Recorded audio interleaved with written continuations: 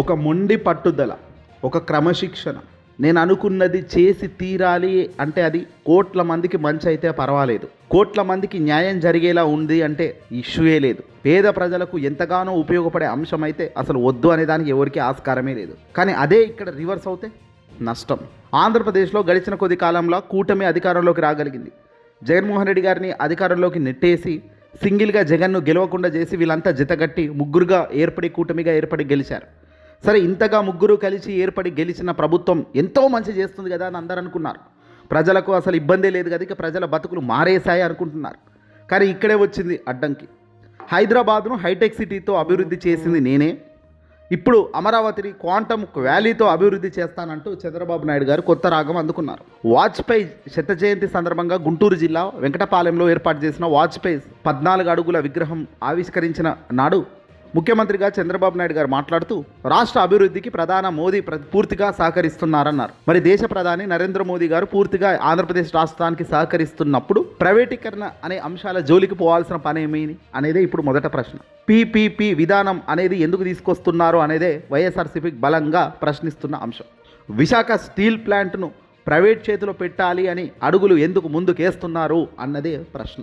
240 కోట్లతో విశాఖపట్నంలో ఒక బిల్డింగ్ను కడితే ఆ బిల్డింగ్ను ఏం చేయాలో తెలియని పరిస్థితిలో ఉంది అని చెప్పి నిందలు వేసినవి మీరే. అదే బిల్డింగ్ పక్కన మరో 2-3 కన్స్ట్రక్షన్ చేసేందుకు గ్రీన్ సిగ్నల్ ఇస్తుంటే నిజంగా మీరు న్యాయంగా ధర్మంగా ప్రజల వైపుకు అడుగులు వేస్తున్నారా, లేదంటే ప్రతిపక్షాలను ఇబ్బంది పెట్టడంలోనే మీ ప్రయత్నం ఉందా అన్నది స్పష్టంగా కనబడుతుంది. ఇక్కడ దేశ ప్రధాని నరేంద్ర మోదీ సహకారం ఆంధ్రప్రదేశ్ రాష్ట్రానికి పూర్తిగా ఉన్నప్పటికీ పీపీపీ విధానంలో దేశం అభివృద్ధి చెందుతుందని మాత్రం చంద్రబాబు బలంగా నమ్ముతున్నారు. పీపీపీ ద్వారా సంపద సృష్టిస్తుంటే ఏమీ తెలియని కొందరు నాయకులు ఏదేదో మాట్లాడుతున్నారంటూ ఇండైరెక్ట్గా ఆంధ్రప్రదేశ్ మాజీ ముఖ్యమంత్రి జగన్మోహన్ రెడ్డి గారిని విమర్శిస్తున్నారు చంద్రబాబు నాయుడు గారు. ప్రైవేట్ చేతిలో మెడికల్ కాలేజీలను పెట్టడం అన్నది నిజంగా కరెక్టా తప్ప? జగన్ ఏమన్నాడో అందరికీ తెలుసు, పక్కన పెట్టండి. చంద్రబాబు ఏం చెప్తున్నాడో మనకు తెలుసు. ఇక్కడ జగన్ చంద్రబాబు కాకుండా senior IAS officer PV Ramesh ఇటీవల చేసిన కొన్ని వ్యాఖ్యలు ఈ పీపీపీ అనేది ఏమిటి అనేది క్లియర్ కట్గా ఆయన విశ్లేషించారు. ఇక్కడ ఆయన విశ్లేషణ చూసిన ఏ ఒక్కరైనా నిజంగా జగన్మోహన్ రెడ్డి గారి వైపు నిలబడాల్సిన పరిస్థితి ఏర్పడుతుంది. ఆంధ్రప్రదేశ్లో మాజీ ముఖ్యమంత్రిగా ఉన్న జగన్మోహన్ రెడ్డి గారు చెబుతున్నది ఇదే కదా అని బలంగా అనిపిస్తున్న అంశం.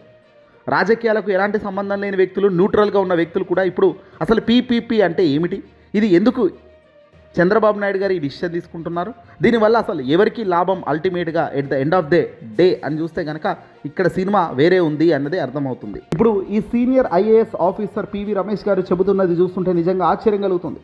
PPP is nothing but a privatization అంటున్నారు ఆయన. పీపీపీ అనేది ఒక వేరే అని వితండ వాదన చేస్తున్న చంద్రబాబు నాయుడు ఎల్లో మీడియాకు షాక్ ఇస్తూ టీడీపీకి చెప్తున్నది అబద్ధం అన్నారు ఆయన. PPP is nothing but a privatization, public అసెట్స్ని ప్రైవేట్ చేతిలో పెట్టడమే ఈ పీపీపీ విధానం అని కుండబద్దలు కొట్టేశారు ఐఏఎస్ ఆఫీసర్. ఆంధ్రప్రదేశ్ మాజీ ముఖ్యమంత్రి జగన్మోహన్ రెడ్డి గారు చెప్తున్నది ఇదే, అందరికీ తెలుసు మనకు వాస్తవం ఏంటి అనేది. కానీ రాజకీయాలకు ఎలాంటి సంబంధం లేని వ్యక్తి చెప్తున్నప్పుడు దానికి వెయిటేజ్, దానికి వాల్యూ ఇంకా బాగా ఉంటుంది కదా. వైసీపీ పార్టీ వాళ్ళు చంద్రబాబు ఏది చేసినా తిరుగుతారులే అనుకోవచ్చు, టీడీపీ ఏది చేసినా వైసీపీ వాళ్ళు వ్యతిరేకిస్తారులే అనుకోవచ్చు. కానీ ఐఏఎస్ ఆఫీసర్లుగా గొప్ప అనుభవం ఉన్న ఈ రమేష్ లాంటి వ్యక్తులు, పివి రమేష్ లాంటి సార్లు ఇప్పుడు చెప్తున్న వ్యాఖ్యలు చూస్తుంటే నిజంగా ఆశ్చర్యం కలుగుతుంది. టోటల్ మెడికల్ కాలేజీల స్కామ్ వచ్చేసి 2 లక్షల కోట్లని ఆయన కుండబద్దలు కొట్టేశారు. ఈచ్ మెడికల్ కాలేజీ అంటే ఇప్పుడు ప్రస్తుతం ఉన్న కాలంలో ఒక్కో మెడికల్ కాలేజీ నెట్ ప్రాఫిట్ ఏడాదికి 250 కోట్లట. అంటే ఇప్పుడు ఆంధ్రప్రదేశ్లో మొత్తం 17 మెడికల్ కాలేజీలు ఉన్నాయి కాబట్టి ఈ 17 మెడికల్ కాలేజీలు ఇంటూ సంవత్సరానికి అంటే ఒక ఏడాదికి 250 కోట్లు ఇంటూ 17 కాలేజీలు అంటే 4250 కోట్లకు ఒక ఏడాది ప్రాఫిట్ కాలేజీలకు. 33 సంవత్సరాలు లీజ్ అంటున్నారు చంద్రబాబు నాయుడు గారు. ఏకంగా 33 సంవత్సరాల పాటు పీపీపీ చేతిలో పెట్టేస్తున్నారు, అంటే ప్రైవేట్ చేతిలో ఈ మెడికల్ కాలేజీలో పెట్టేస్తున్నారు. అంటే దాని అర్థం 4250 కోట్లు నెట్ ప్రాఫిట్ ఇంటూ 33 సంవత్సరాలు వేసుకుంటే 1,40,250 కోట్లు. ఇది చాలా మ్యాక్సిమం కాదు, ఇది మినిమంది. ఇది చాలా మినిమంలో మినిమం 1,40,000 కోట్లు ప్రైవేట్ చేతిలోకి వెళ్ళిపోతుంది ఈ కేవలం 17 మెడికల్ కాలేజీల ప్రాపర్టీకి సంబంధించిన అంశాలు. దాదాపుకి 17 మెడికల్ కాలేజీలకు సంబంధించిన భూముల విలువే ఏకంగా 70,000-80,000 కోట్లు ఉంటుందంట. అంటే దాదాపు 1,00,000 కోట్లు ఆవిరైపోయే కార్యక్రమాలు చేస్తున్న వ్యక్తి 40 ఏళ్ల చరిత్ర అని చెప్తూ తాను చేసేదే కరెక్ట్ అంటాం. ఇంతవరకు ధర్మం. ఇది ప్రైవేట్ చేతులకు వెళ్ళినాక ప్రైవేట్ చేతులు ఈ రోజున్న ఫీజులు, ఈ రోజున్న నెట్ ప్రాఫిటే వచ్చే 10 ఏళ్ళకు ఉంటాయా? ఖచ్చితంగా 10 టైమ్స్ పెరుగుతాయి. అంటే ఈ 1,40,250 కోట్లు అనేది చాలా చీప్ అన్నట్టు. ఏ విధంగా 2 లక్షల కోట్లో 3 లక్షల కోట్లో పోతుంది ఓ 33 సంవత్సరాలు అంటే దాదాపుగా. అంటే ఒక 17 మెడికల్ కాలేజీల్లో దాదాపుగా జగన్మోహన్ రెడ్డి గారు 5 పూర్తి చేశారు. ఇంకొక 2-3 ఏకంగా స్టార్ట్ చేశారు తన అధికారం దిగిపోయే నాటికి. ఇప్పుడు చంద్రబాబు అదే స్పీడ్లో కనుక మెడికల్ కాలేజీలను పూర్తి చేస్తే కనుక 17 మెడికల్ కాలేజీలను పూర్తి చేసి ప్రభుత్వం దాన్ని నడిపితే రాబోయే రోజుల్లో ప్రభుత్వానికి 2-3 లక్షల కోట్లు అసెట్ రూపొందించినట్టు అవుతుంది కదా. 2-3 లక్షల కోట్లు ఇలా పెంచుకున్నట్టు అవుతుంది కదా, లక్షల కోట్లు. కానీ ఇదే ప్రైవేట్ చేతిలో పెడితే ప్రభుత్వం ఇదే అప్పులు కట్టుకుంటూ అప్పుల పాలవుతూ గుగ్గుల పాలవుతూ ముందుకు వెళ్ళడం ధర్మమేనా? Senior IAS officer PV Ramesh garu ఇదే చెప్పుకొచ్చారు. ఆయన మాటల్లో కూడా ఒకసారి వినే ప్రయత్నం చేద్దాం ఆయన ఏం చెప్పారనేది. ప్రైవేటీకరణ వేరు అనే ఒక వితండవాదం తీసుకొచ్చారు. పీపీపీ అనే దాంట్లో పార్ట్నర్షిప్ ఏమీ లేదు. ఇది ప్రభుత్వం ఇచ్చే ఒక పేరు మాత్రమే. PPP is nothing but privatization. It's a privatization of the public assets. Public అసెట్స్ని ప్రైవేట్ సెక్టర్కి ఇవ్వడం ద్వారా వారికి 33 సంవత్సరాల పాటు హాస్పిటల్ మీది, రిసోర్సెస్ మీవి, లాభం మీది. యావరేజ్ మెడికల్ కాలేజెస్ ఇప్పుడు నెట్ ప్రాఫిట్ సంవత్సరానికి 180 నుంచి 250 కోట్లు. This is the net profit of A medical college which is running reasonably, private medical college. Now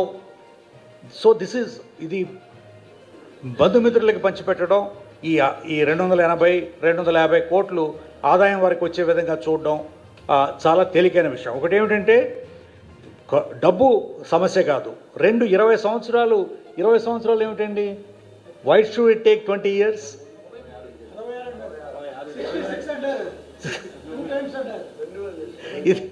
ఇది అంటే అసలు ప్రభుత్వాలు నిర్వీర్యం అయిపోయి ప్రభుత్వం ఇంకా ఏమీ చేయలేము అని చేతులు ఎత్తేసిన వ్యవస్థ కనపడుతోంది. విన్నారు కదా, పివి రమేష్ గారు చెప్తున్న మాటలు చూస్తుంటే నిజంగా బాధ కలుగుతుంది, ఆవేదన కలుగుతుంది. ఇవి కట్టడానికి 20 సంవత్సరాలు 25 సంవత్సరాలు పడుతుందని ఇటీవల ఒక పెద్ద మనిషి చేసిన వ్యాఖ్యలు నిజంగా హాస్యాస్పదం. వైఎస్ఆర్సీపీ పార్టీ అధినేత జగన్మోహన్ రెడ్డి గారు తన అధికారంలో ఉన్నప్పుడు కరోనా కష్టకాలంలోనే 5 మెడికల్ కాలేజీలను పూర్తి చేసేశారు 3 సంవత్సరాల్లోనే. మరో 3-4 సంవత్సరాలు ఈ టర్మ్ కనుక జగన్మోహన్ రెడ్డి గారు 2024 నుంచి 29 వరకు అధికారంలో ఉండగలిగితే మాత్రం పూర్తిగా 17 మెడికల్ కాలేజీలు రన్నింగ్ అయ్యే పరిస్థితి ఉండేదేమో. కానీ ఒక్కసారిగా అనూహ్యంగా ఒక రాజకీయం పార్టీలు మారడం వల్ల, ఒక రాజకీయానికి సంబంధించి మంచి చేయాలన్న ఆలోచన కలిగిన రాజకీయ నాయకుడు పక్కకు జరగడం వల్ల నష్టం ఏ మాదిరి వస్తుందో ఆలోచన చేయండి. లక్షల కోట్లకు సంబంధించిన డీల్ ఇక్కడ ప్రైవేట్ చేతిలోకి పోవడం అంటే ఇది దారుణం కాదా? అందుకే కదా జగన్మోహన్ రెడ్డి గారు ఏకంగా 17 మెడికల్ కాలేజీలను ప్రైవేట్ చేతిలోకి పోకూడదు అంటూ కోటి సంతకాల సేకరణ ప్రజాదరణ పెట్టి ప్రజల వద్దకు సమస్యను తీసుకెళ్లి ప్రజల చేత ఒప్పించుకొని ఏకంగా 1 కోటి మంది దీన్ని తిరస్కరిస్తున్న విషయాన్ని గుర్తు చేస్తూ ఆ 1 కోటి మంది సంతకాలను ఏకంగా తీసుకెళ్లి గవర్నర్ దగ్గర పెట్టడం ఇది దేశంలో ఏ ఇతర రాజకీయ నాయకుడు చేయలేని పని. ప్రతిపక్షమే కాదు, అధికారమే కాదు, అసలు రాజకీయాల్లో 1 కోటి మంది సంతకాలు సేకరించి సక్సెస్ఫుల్గా సేకరించి జెన్యూన్గా సేకరించి ఆ సేకరించిన డేటాను గవర్నర్ వద్దకు చేర్చడం అంటే ఇంతకు మించి ఏ రాజకీయ నాయకుడు అడుగులు ముందుకు వేయలేరు అనేది క్లియర్గా తెలుస్తుంది. ఏదేమైనప్పటికీ కూడా జరగాల్సిన నష్టాలను భారీగా జరుపుతూ పోయి రేపొద్దున అధికారం మారినా, అధికారం మంచి వాళ్ళ చేతిలోకి రేపొద్దున వచ్చినా మంచి చేసే పని, మంచి చేసే కార్యక్రమం లేకుండా చంద్రబాబు చేస్తున్న ఈ చర్యలు నిజంగా ధర్మం కాదు అనేదే ఇక్కడ ఐఏఎస్ పివి రమేష్ గారు చెప్తున్న మాట, చాలామంది నిపుణులు పెద్దలు కూడా చెప్తున్న మాట. ఏదేమైనా ఇప్పటికైనా సరే బాబు గారు నిర్ణయం వెనక్కు తీసుకోండి. ఒక అడుగు వెనక్కి వేయడం వల్ల ఇబ్బంది ఏం పడాల్సిన పనిలే. ఒక అడుగు వెనక్కి వేస్తే అది కోట్ల మందికి మంచి జరగడానికి మాత్రమే అన్నది మాత్రం ఖచ్చితంగా గుర్తు చేసుకొని ఈ అడుగు వెనక్కి తీసుకుంటే బాగుండేది అనేది చాలామంది వైసీపీ వాళ్ళు కోరుకుంటున్నారు.